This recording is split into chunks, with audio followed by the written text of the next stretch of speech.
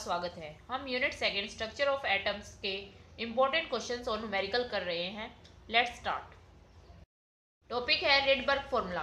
Calculate the energy and frequency of radiation emitted when an electron jump from n = 3 to n = 2 in a hydrogen atom. ये क्या कह रहा है कि एक इलेक्ट्रॉन है वो जंप कर रहा है n की वैल्यू वहां पे यानी थर्ड लेवल से लेके सेकेंड लेवल में जंप कर रहा है ऐसे, ठीक है। तो इस टाइम जो रेडिएशंस इमिटेड होगी उसकी हमने क्या एनर्जी और फ्रीक्वेंसी को बताना है, ठीक है।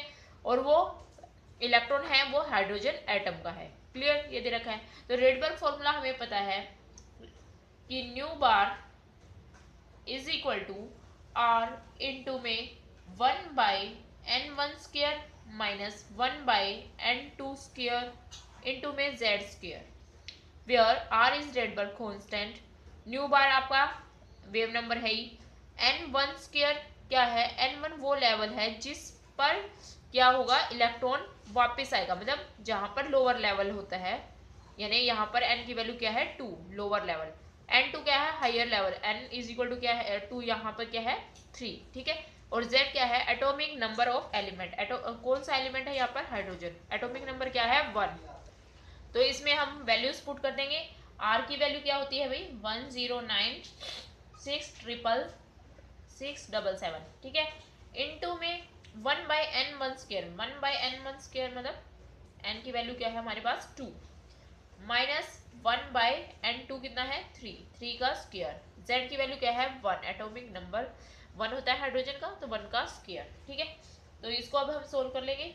1096677 इंटू में 1/4 माइनस 1/9, ठीक है। 1² इंटू 1 आ गया। क्लियर, आगे करते हैं इसको। 1096677 इंटू में इसका एलसीएम ले लेंगे 36 है ना, 9 माइनस 4, ठीक है। तो आ गया हमारा 1096677 इंटू 5/36, ठीक है, 5/36। अब इसको सोल्व कर लोगे, इसको सोल्व करेंगे तो हमारा आंसर आ जाएगा 15232.9। अब इसकी यूनिट क्या होगी कि r की जो रेडबर्ग कांस्टेंट है पर सेंटीमीटर स्क्वायर है, तो यहाँ पे पर सेंटीमीटर यहाँ पर इसकी यूनिट हो जाएगी। r की जो यूनिट होगी वही न्यू बार की। वैसे भी जो वेव नंबर है उसकी जो यूनिट है वो, क्योंकि न्यू बार क्या होता है 1/λ, लैम्डा की यूनिट क्या होती है जो लेंथ की यूनिट होती है, और इनवर्स हो जाएगा इसका, ठीक है, न्यू बार। तो ये आ गया आपका क्या आ गया न्यू बार। लेकिन हमने निकालनी क्या है एनर्जी और फ्रीक्वेंसी, तो इससे हम अब एनर्जी और फ्रीक्वेंसी निकालते हैं। एनर्जी कैसे निकालेंगे, एक लेवल से दूसरे लेवल में जब आएगा तो ये एनर्जी चेंज होगी, डेल्टा E = क्या होता है h न्यू, ठीक है। अब न्यू क्या है फ्रीक्वेंसी, वो भी नहीं है हमारे पास।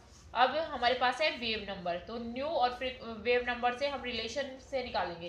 तो h न्यू को हम लिख सकते हैं c/λ, है ना, और लैम्डा जो है 1/λ क्या होता है न्यू बार के, तो h c इंटू न्यू बार = डेल्टा E, ऐसे लिख सकते हैं भाई, क्योंकि न्यू = होता है c/λ, ठीक है। तो यहाँ पर और न्यू बार = होता है 1/λ, ठीक है। तो 1/λ न्यू बार लिख दिया हमने, है ना, ठीक है। तो ये आ गया हमारा डेल्टा E h। अब देखो h की वैल्यू हमें पता है, c की वैल्यू पता है, न्यू बार हमने निकाला है, तो डेल्टा E निकल जाएगा। तो अब इसमें वैल्यूज पुट कर देंगे। डेल्टा E = h की वैल्यू क्या होती है भाई 6.6 इंटू 10⁻⁻34 जूल पर सेकेंड, ठीक है, यूनिट साथ में लिखते जाते हैं। इंटू में c क्या है वेलोसिटी ऑफ लाइट, कितनी होती है भाई 3 इंटू 10⁸ मीटर होती है। लेकिन हमने यहाँ पर क्या लेना है, क्योंकि हमने जो वेव नंबर निकाला वो सेंटीमीटर पर सेंटीमीटर में निकाला, तो सेंटीमीटर में आना चाहिए, तो 10⁻10 सेंटीमीटर पर सेकेंड, ठीक है। अब न्यू बार की वैल्यू अभी हमने निकाली थी 15239.9 इनवर्स सेंटीमीटर, ठीक है। अब इनको जब आप मल्टीप्लाई कर देंगे तो आपका आंसर आ जाएगा 3.028 इंटू 10⁻⁻19 जूल।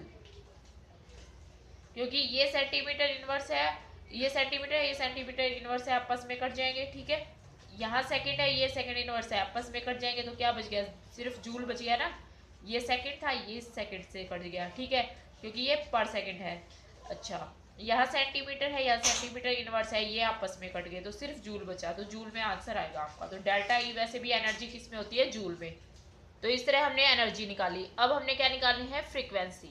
ठीक है, तो फ्रीक्वेंसी निकालने के लिए हम क्या फॉर्मूला यूज कर सकते हैं, देखो सीधी सी बात है कि हमने निकाली है फ्रीक्वेंसी, और अभी हमने देखा delta E is equal to h nu, है ना। अब डेल्टा ई हमने निकाल ली है, एच हमें पता है, न्यू निकाल लेंगे। ठीक है, इस फॉर्मूले से भी निकाल सकते हो, या फिर न्यू बार का जो फॉर्मूला उससे भी निकाल सकते हो कि nu is equal to c into c by lambda होता है, तो ऐसे होता है। तो 1 बाई लैम्डा किसके बराबर होता है, न्यू बार के। तो इसकी जगह हम क्या लिख सकते हैं, न्यू बार। न्यू बार हमें पता है, निकाल लिया हमने, उससे सी से मल्टीप्लाई कर दो तो न्यू आ जाएगा, फ्रीक्वेंसी आ जाएगी। तो कैसे भी कर लो आप, आंसर आ जाएगा आपका सेम आएगा 4.57 इंटू 10⁻14 पर सेकेंड। यूनिट क्या आएगी, न्यू बार फ्रीक्वेंसी है, तो पर टाइम जो है उसकी क्या होगी, यूनिट। ठीक है, तो ये आपका आंसर आ जाएगा। किसी भी वैल्यू से आप पुट कर लेना किसी भी फॉर्मूले में, तो न्यू निकाल सकते हो। Calculate the wavelength, frequency and wave number of a light wave whose period is 2.0 into 10⁻⁻10 second. तो यहाँ पर हमने क्या निकालनी है, वेवलेंथ, फ्रीक्वेंसी और वेव नंबर निकालने हैं लाइट के। उसका टाइम पीरियड दे रखा है दिस वन। ठीक है, अब हमें पता है, देखो न्यू जो फ्रीक्वेंसी होती है वो इनवर्स होती है पीरियड के। ठीक है, 1 बाय पीरियड, क्लियर। अब 1 बाय पीरियड कितना दे रखा है, 2.0 इंटू 10⁻⁻10 सेकेंड। ठीक है, तो अब हम न्यू निकाल लेंगे। इससे क्या कैसे निकालेंगे भाई, इसको 10 की पावर ऊपर ले जाओ भाई, 10 की पावर -10 है, ऊपर चली जाएगी तो +10, तो 10 की पावर 10 तो ये हो गया, यूनिट को भी ले जाओ, पर सेकेंड हो गई। ठीक है, 1/2 1/2 किसके इक्वल होता है भाई, 0.5। इसको सोल्व करके दो, ये आ गया। और इसको हम साइंटिफिक नोटेशन में कैसे लिखेंगे, 5 इंटू में इधर डेसिमल लेके जाएंगे, राइट हैंड साइड में मूव करेंगे तो इंटू 10 की पावर -1 हो जाएगा, इंटू 10 की पावर 10 ये है ही, तो ये इसमें से हम निकाल देंगे तो 5 इंटू 10 की पावर कितना बच गया, 9 पर सेकेंड। ठीक है, तो ये हो गया हमारी न्यू फ्रीक्वेंसी आ गई। ठीक है, अब फ्रीक्वेंसी के बाद हमने क्या निकाला है, वेवलेंथ निकालनी है। वेवलेंथ और फ्रीक्वेंसी में क्या रिलेशन होता है अभी, nu is equal to c by lambda. ठीक है, तो यहाँ पर न्यू हमें पता है तो लैम्डा निकाल लेंगे, तो लैम्डा उधर ले जाओ तो सी बाई न्यू। सी की वैल्यू क्या होती है, 3 इंटू 10⁸। ठीक है, और अभी न्यू हमने निकाल लिया है 5 इंटू 10⁹। ठीक है, तो इसको सोल्व कर लेंगे। इसको सोल्व करोगे तो आपका आ जाएगा 0.06 मीटर। ठीक है, और इसको साइंटिफिक नोटेशन में हमें आंसर किस में लिखना है, हमेशा साइंटिफिक नोटेशन में। तो कैसे लिखेंगे, डेसिमल यहाँ ले जाएंगे, 6 इंटू 10⁻2 डेसिमल -2 मीटर। ठीक है, तो ये आ जाएगा आपका, क्या आ गई भाई हमारी लैम्डा, वेव लेंथ। ठीक है, अब हमने क्या निकालना है भाई, वेव नंबर। तो वेव नंबर और लैम्डा में क्या रिलेशन है, वेव नंबर जो है वो क्या होता है, इनवर्स होता है वेवलेंथ का। ठीक है, तो इसका इनवर्स कर दो, 1/6 इंटू 10⁻2 मीटर। ठीक है, तो पावर ऊपर चली जाएगी तो ये बन गया 10⁻2 और ये हो गया पर मीटर यहाँ। ठीक है, और 1/6 को सोल्व करोगे तो आ जाएगा 0.166 इंटू 10⁻2। अब फिर से इसको साइंटिफिक नोटेशन में लेके जाते हैं, 1 डेसिमल के बाद लिख लो चाहे 1.66। ठीक है, हो गया। अब यहाँ पर राइट हैंड साइड में आएगा तो क्या होगा, 10⁻⁻1, और यहाँ क्या हो गया, 10⁻2 है, तो ये हो गया 1.66 इंटू 10⁻1। अब इस तरह से लिखते नहीं है, 10⁻1 है तो 2 है ना, तो इसको हम यहाँ पर मल्टीप्लाई कर देते हैं तो 16.6 आपका आ जाएगा, और यूनिट हमारी थी पर मीटर।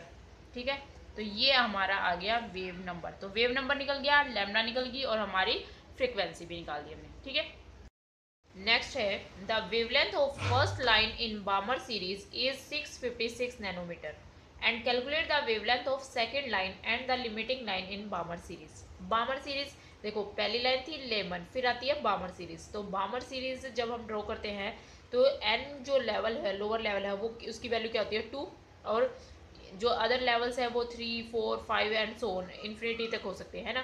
तो फर्स्ट 3 से 2 में आए, और सेकंड लेवल कौन सा होगा जब 4 से 2 में आए, है ना, and so on.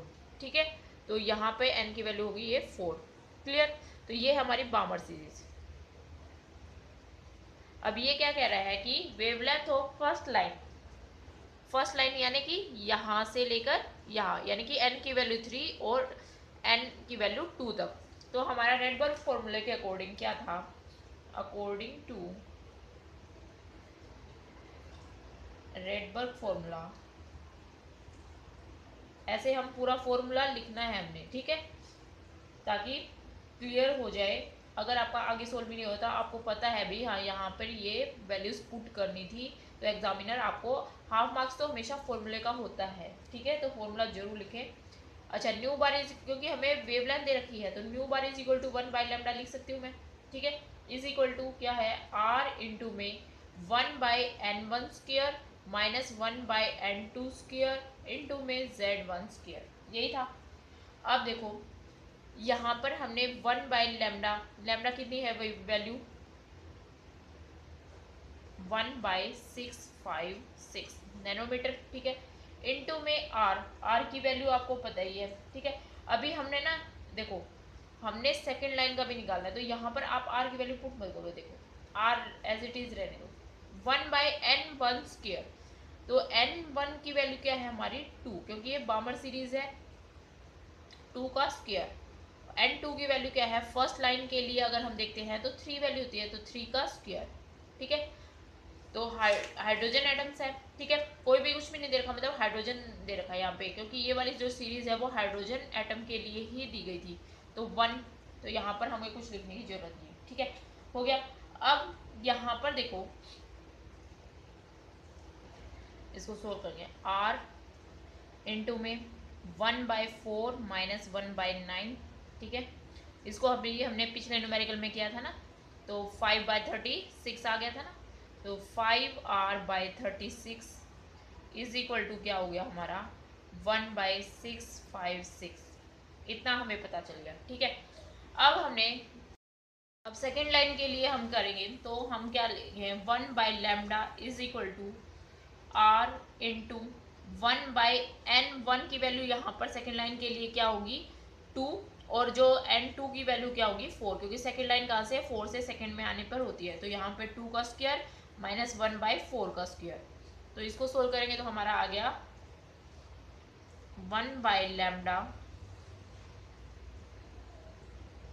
Is equal to R into में 1/4 माइनस 1/16, और ये आ जाएगा आपका 16 4 माइनस 1, यानी कि 3r/16 1 बाई लेमडा। ठीक है, तो एक इक्वेशन हमारे पास ये हो गई और एक इक्वेशन हमारे पास ये हो गई। ये इक्वेशन नंबर 1 दे दो, इसको नंबर इक्वेशन नंबर 2। अब देखो इक्वेशन नंबर 1 और 2 को हम डिवाइड कर देंगे। इक्वेशन नंबर 1 को 2 से अगर हम डिवाइड करते हैं तो क्या आता है, ये होगी हमारी इक्वेशन 1 और ये 2। अब हम इसको डिवाइड करेंगे इक्वेशन नंबर 1 को 2 से by dividing equation 1 by 2, we get क्या मिलेगा अभी हमें 1/656 डिवाइडेड बाय 1 बाय लेमडा। अगर मैं करूँगी तो लेमडा क्या चला जाएगा ऊपर, तो लेमडा बाय 656 हो जाएगा।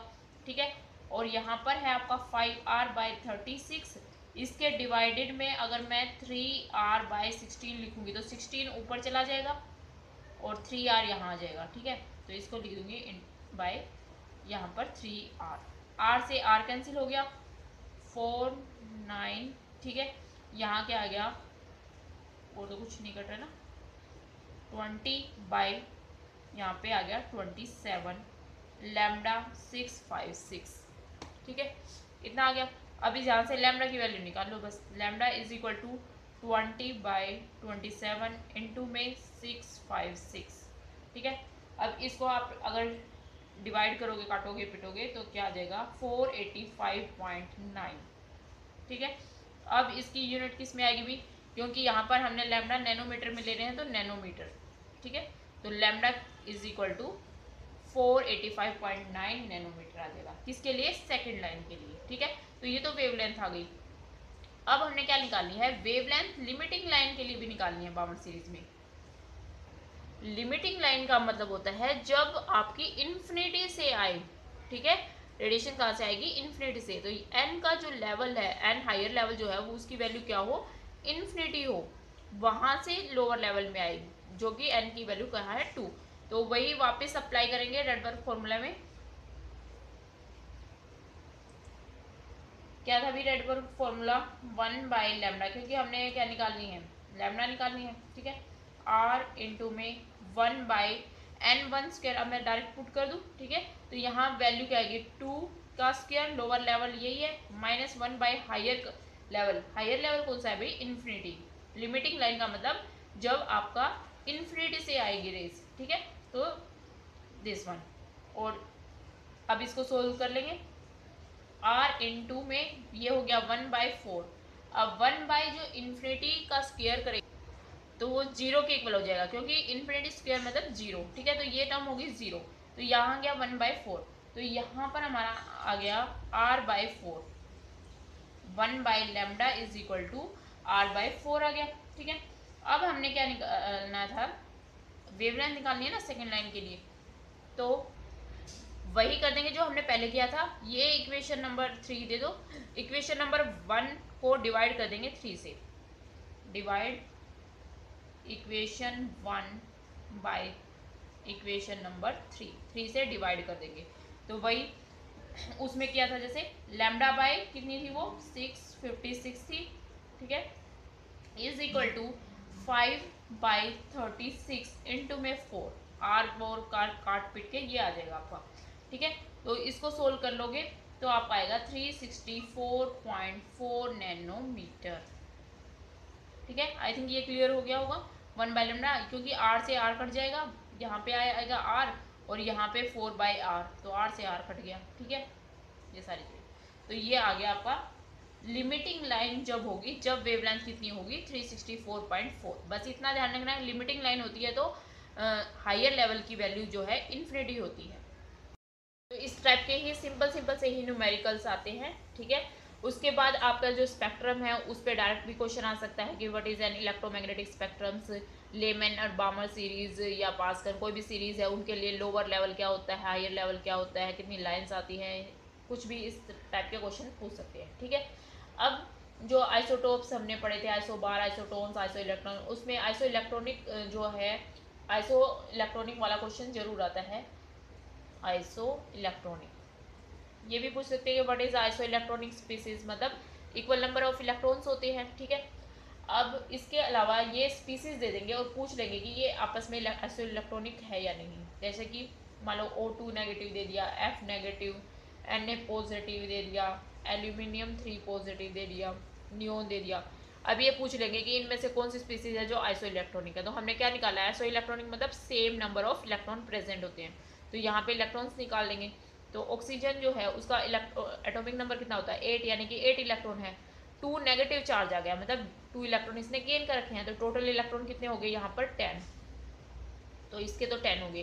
फ्लोरीन एटॉमिक नंबर कितना होता है 9, 1 नेगेटिव है यानी 1 इलेक्ट्रॉन ले रखा है, तो कितने हो गए 10। ऐसे ही Na पॉजिटिव एटॉमिक नंबर होता है 11, पॉजिटिव चार्ज मतलब इलेक्ट्रॉन लॉस कर रखा है, लॉस कर रखा है तो एक चला गया अभी, 11 में से 1 गया, कितना हो गया 10।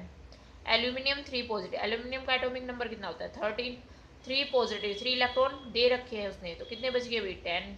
नियोन का एटॉमिक नंबर क्या होता है 10, इस पर तो कोई चार्ज है ही नहीं, तो ये 10, तो ये क्या है सेम नंबर ऑफ इलेक्ट्रॉन है हर एक में, तो ये क्या होंगे आइसो इलेक्ट्रॉनिक। इसी तरह से ही आपसे पूछ सकते हैं कि आइसोटोन्स है या नहीं, तो हम उसमें क्या निकालेंगे, नंबर ऑफ न्यूट्रॉन्स निकाल लेंगे, ठीक है। नंबर ऑफ न्यूट्रॉन्स कैसे निकालेंगे, मास नंबर माइनस में क्या कर देंगे उसका एटॉमिक नंबर या नंबर ऑफ प्रोटॉन, है ना। तो इससे हम क्या आ जाएंगे, न्यूट्रॉन्स आ जाएंगे। अगर सेम नंबर ऑफ न्यूट्रॉन्स है तो इसका मतलब ये क्या है, आइसोटोन्स है। क्लियर। आइसोटोप्स क्या होते हैं, जिसमें एटॉमिक नंबर तो आपका सेम होता है और मास नंबर क्या होगा, डिफरेंट, तो वो आइसोटोप्स हो जाएंगे। फिर आइसोबार, जिसमें क्या होगा, मास नंबर जो है वो सेम होता है, एटॉमिक नंबर डिफरेंट होता है, दैट इज आइसोबार। तो इस टाइप से डायरेक्ट भी पूछे जाते हैं क्वेश्चन आइसोटोप आइसोबार 1 मार्क्स में, ठीक है। इसके अलावा जैसे डिस्कवरीज हैं हमारी इलेक्ट्रॉन प्रोटॉन और न्यूट्रॉन की, उनके ऊपर उनके साइंटिस्ट का नाम पता होना चाहिए, किसने उसकी डिस्कवरी की। अच्छा, कैथोड रेज क्या होती हैं, उनकी स्पेशल जो हमने प्रॉपर्टीज, एनोड रेज की प्रॉपर्टीज पढ़ी वो करनी है, ठीक है। एक्सपेरिमेंटल किस तरह से एक्सपेरिमेंट सेटअप हुआ, ठीक है, इंपॉर्टेंट है ये सारे। तो इस टाइप से क्वेश्चन आते हैं, ठीक है। इसके अलावा सेक्रोडिंजर वेव इक्वेशन हो गई, उस पर तो डायरेक्ट न्यूमेरिकल्स तो कोई नहीं आता, बट डायरेक्ट ही आ जाती है, सेक्रोडिंजर वेव इक्वेशन को एक्सप्लेन करें, ऑर्बिटल्स वगैरह की शेप बनानी, ठीक है। तो इस टाइप से हमारा लगभग जो है कंप्लीट हो गया है। आप जो है आपकी एक्सरसाइज में जो भी दे रखे हैं न्यूमेरिकल वगैरह, उनकी प्रैक्टिस कर लीजिए, उससे आपको और ज़्यादा क्लियर हो जाएंगे कॉन्सेप्ट, ठीक है। तो इसी तरह हंसते रहे, मुस्कुराते रहें और पढ़ते रहें। जय हिंद।